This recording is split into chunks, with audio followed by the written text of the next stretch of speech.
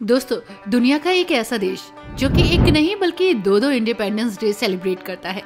एक ऐसा देश जिसके पास अपनी खुद की ऑफिशियल स्मेल है, यानी कि खुशबू। इस देश का 40 से ज्यादा फीसदी हिस्सा जंगलों से घिरा है।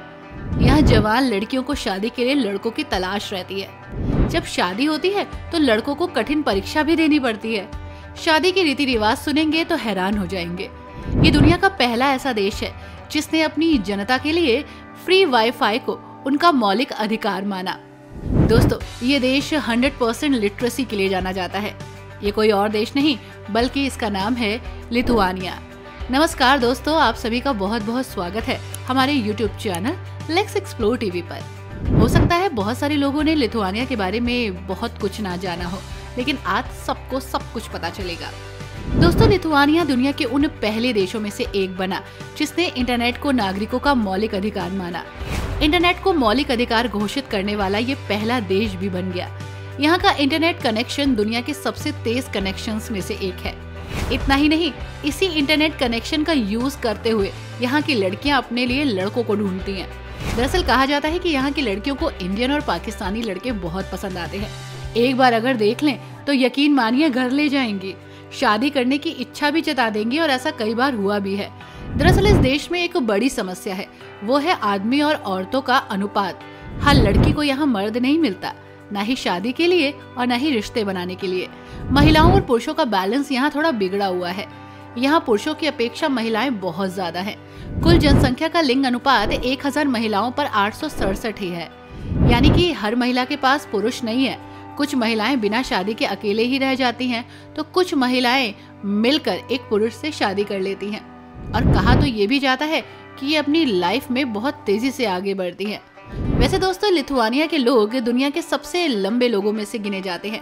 पुरुषों की औसत लंबाई 6 फीट से ज्यादा होती है, और यही कारण है बास्केटबॉल में उनकी सफलता का।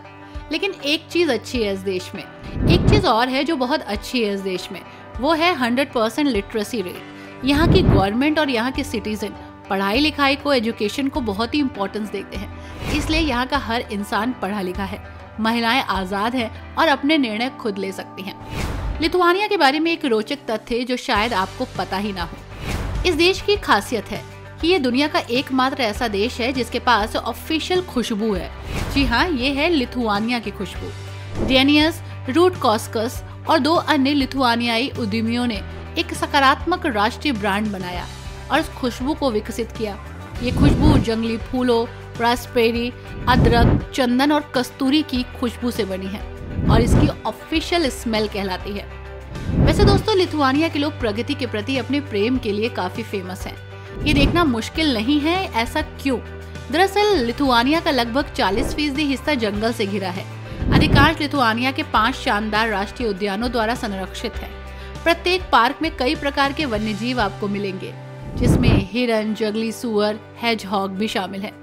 पक्षियों की 295 से अधिक प्रजातियां आपको यहाँ मिलेंगी, जो कि वर्ल्ड फेमस हैं। इसी के साथ दोस्तों, लिथुआनिया दुनिया की सबसे पुरानी जीवित इंडो यूरोपियन भाषा है।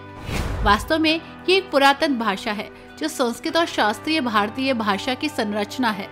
इस भाषा का यूज 5000 साल पहले से हो रहा है।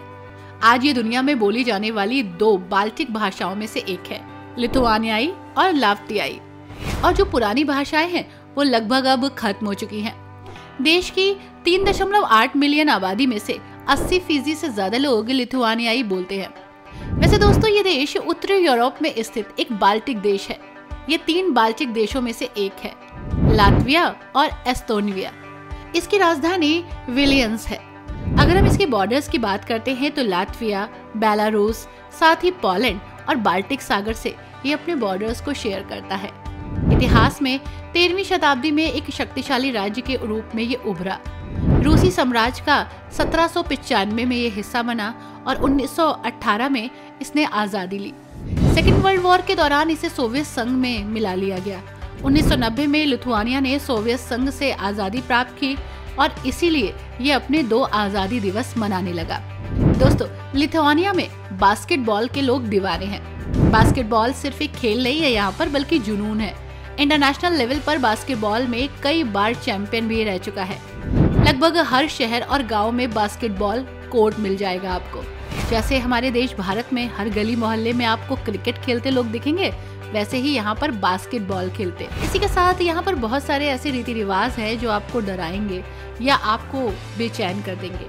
उसमें से एक है उजगावेनस, लिथुआनिया का एक अनोखा कार्निवाल जो वसंत ऋतु का स्वागत करने के लिए मनाया जाता है।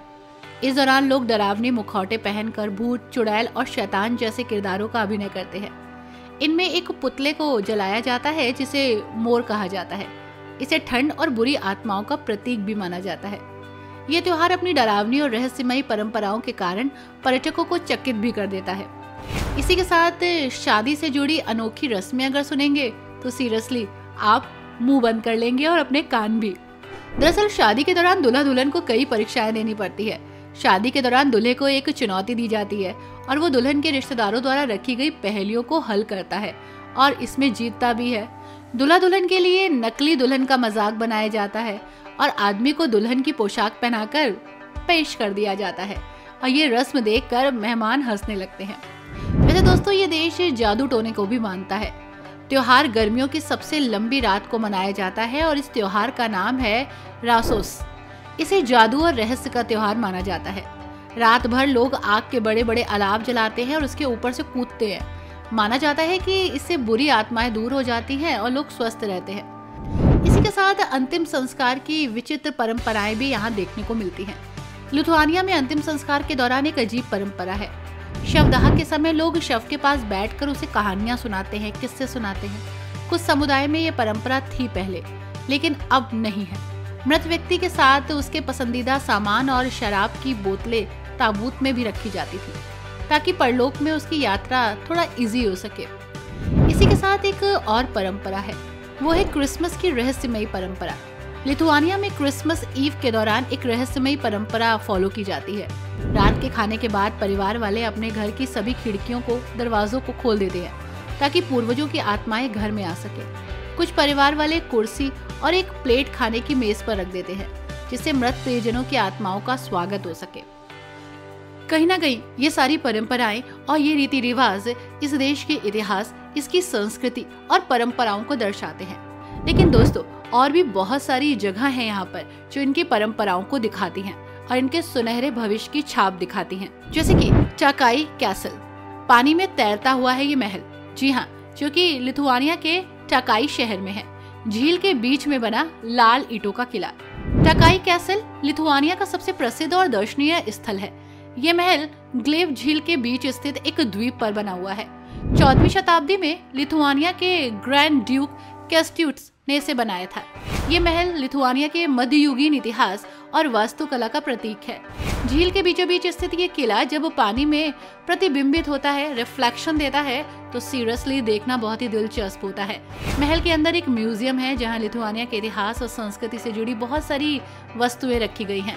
गर्मियों में यहाँ नाव की सवारी और सर्दियों में जमी हुई झील पर स्केटिंग यहाँ की जाती है।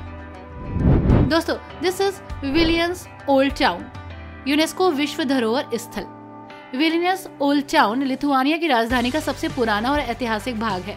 ये यूरोप के सबसे बड़े मध्ययुगीन शहरों में से एक है और अपनी अद्भुत बारोक वास्तुकला के लिए प्रसिद्ध। सकरी गलियां, रंग बिरंगे घर, ऐतिहासिक गिरजाघर आपको पुराने समय में ले जाते हैं। ओल्ड टाउन में स्थित प्रसिद्ध गेडिनियास टावर से आप पूरे शहर का मनोरम दृश्य देख सकते हैं। यहाँ का कैथेड्रल स्क्वायर और सेंट एनी चर्च बहुत प्रसिद्ध है। दिस इज क्यूरेनियन स्पिट, रेत का जादुई संसार आप इसे कह सकते हैं। सक्यूरियन लेंगून और बाल्टिक सागर के बीच में दुनिया की सबसे लंबी रेत की पट्टियों में से एक, यूनेस्को विश्व धरोहर स्थल। क्यूरेनियन स्पिट 98 किलोमीटर लंबी रेत की पट्टी है जो बाल्टिक सागर और क्यूरेनियस लेगून के बीच में है। ये जगह अपनी विशाल रेत की टिब्बियों, घने जंगलों और शांत समुद्र तटों के लिए प्रसिद्ध है। यहाँ का प्रसिद्ध गांव निदा है जो अपनी लकड़ी की रंगीन झोपड़ियों और मछली पकड़ने की परंपरा के लिए जाना जाता है।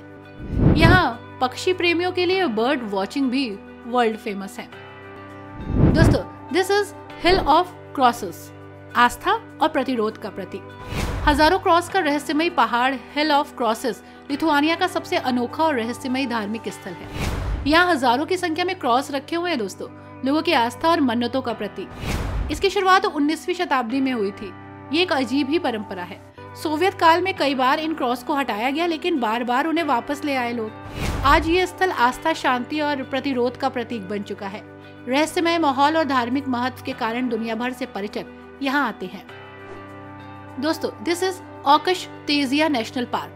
झीलों, नदियों और घने जंगलों से भरा, नेचुरल खूबसूरती से भरा प्राकृतिक पार्क।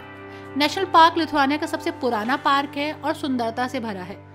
पार्क झीलों और नदियों का अद्भुत संगम है।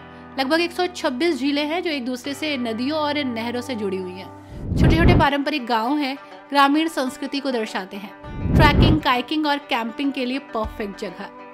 यहाँ पर हिल से आपको पार्क और झीलों का अद्भुत नजारा भी देखने को मिलेगा। दोस्तों, सीरियसली ये जगह बहुत खूबसूरत है। एक बार आइए तो वापस लौटने का मन नहीं करेगा। आई होप दोस्तों ये एक अनोखा अद्भुत देश आपको अच्छा लगा होगा। कैसी लगी है वीडियो हमें जरूर बताइएगा। Thanks for watching.